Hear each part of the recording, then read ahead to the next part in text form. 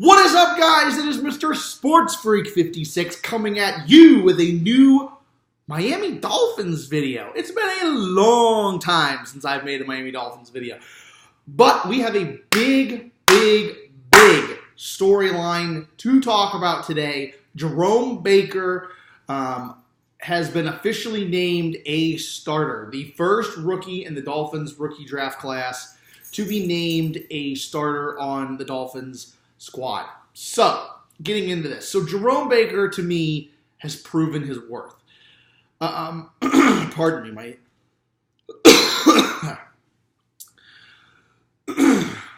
allergies are getting to me. So, Jerome Baker, like I was saying, has proven his worth. He, to me, that's upside down. He, to me, has been flying around. He has been playing the position the way he should be. And, these guys that are elite in college that, make waves and they're studs, they jump up to the NFL level. And when you jump to the NFL level, everybody is as good, if not better than you. And a lot of these studs come in and they are flops. I mean, they can't keep up with the competition because for the first time in their life, everybody is as good as them and on the same level, and it's an equal playing field. We've seen it with Reggie Bush. We've seen it with Tavon Austin. We've seen it with Percy Harvin. They've had moments of greatness, but they haven't been elite. They haven't been a dominant force in the NFL. But Jerome Baker is keeping up with the competition. He is proving that he is ready for this next level. And he is a huge upgrade for the Dolphins. Last year we brought in Lawrence Timmons. He was older. He was a veteran. He was towards the end of his career.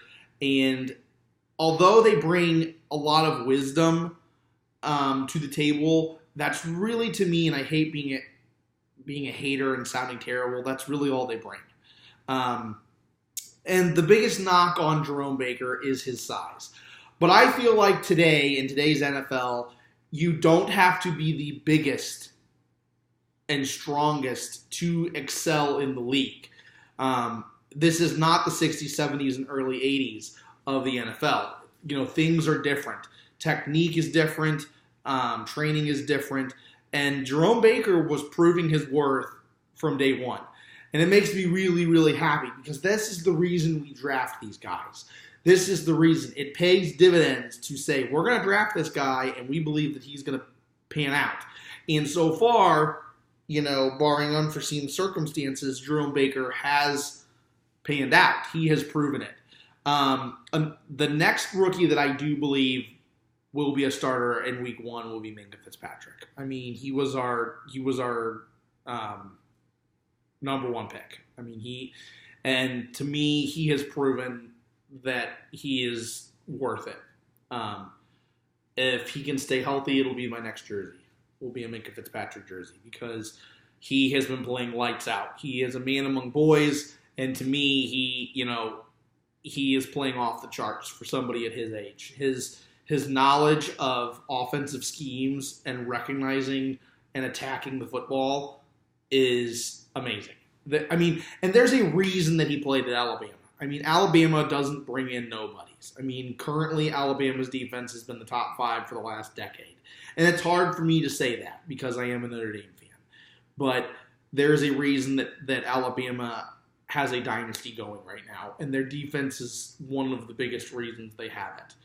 And Fitzpatrick was very key in a bunch of the national title runs that Alabama has gone on. So I am impressed with him. I do believe he will be next. It's the end of preseason. We have Atlanta this weekend, and it's the final preseason game. And to me, I think it'll be an ugly game.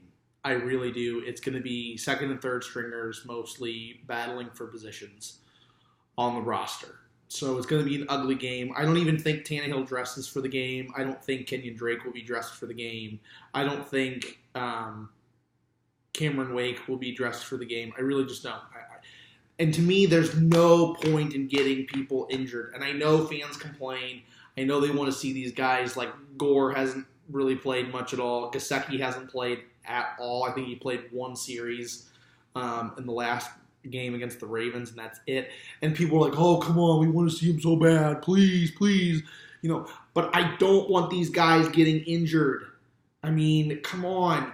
These games don't mean a thing. People are like, oh, preseason this, preseason that. For real, the Browns went 4-0 last year in preseason and then decided to go 0-16. I mean, come on. The year the Patriots went undefeated in the regular season, they lost every preseason game.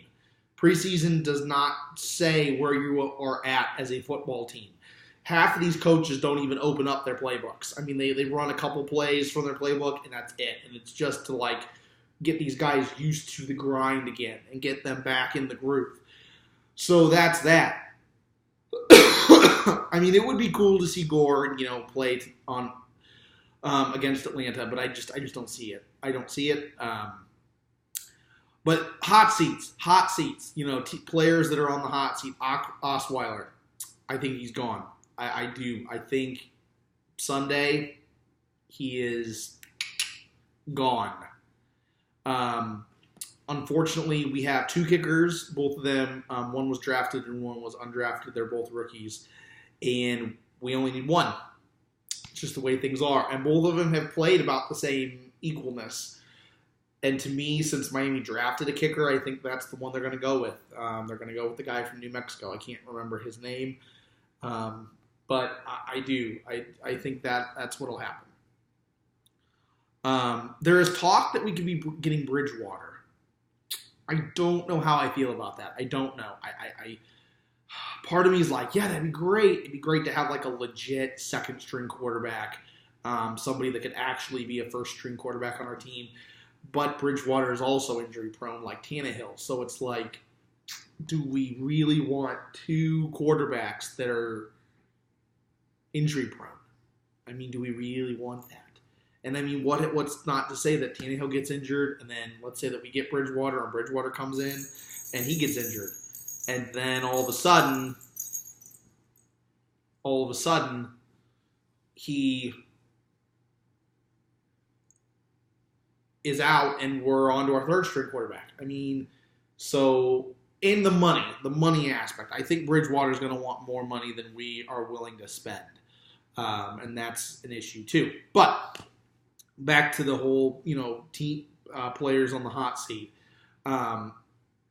I don't know if Fales is on the hot seat. I think he might be on the edge. But Bryce Petty has played really, really well for us in the preseason. And I know Dolphin fans can say what they want, and Dolphin fans can be a bunch of haters and say, oh, well, no, we don't really have a legit second-string quarterback. But Bryce Petty, to me, has proven that he is, or potentially could be, a good second-string quarterback for us. So I don't know. We will see. But that's just my 2 cents on this whole debacle right now. We will see who else is named starters in this rookie class. We have a few other rookies that I didn't even mention that potentially could be. I mean, you just don't know. You don't know. It's up to Gase and Burke, to see how the defense and stuff is going. And I think that's going to be the biggest question mark for this team. But that's about it, guys. Thanks for watching. If you like this video, smash that like button down below. And as always, have a great day. God bless. And go Dolphins!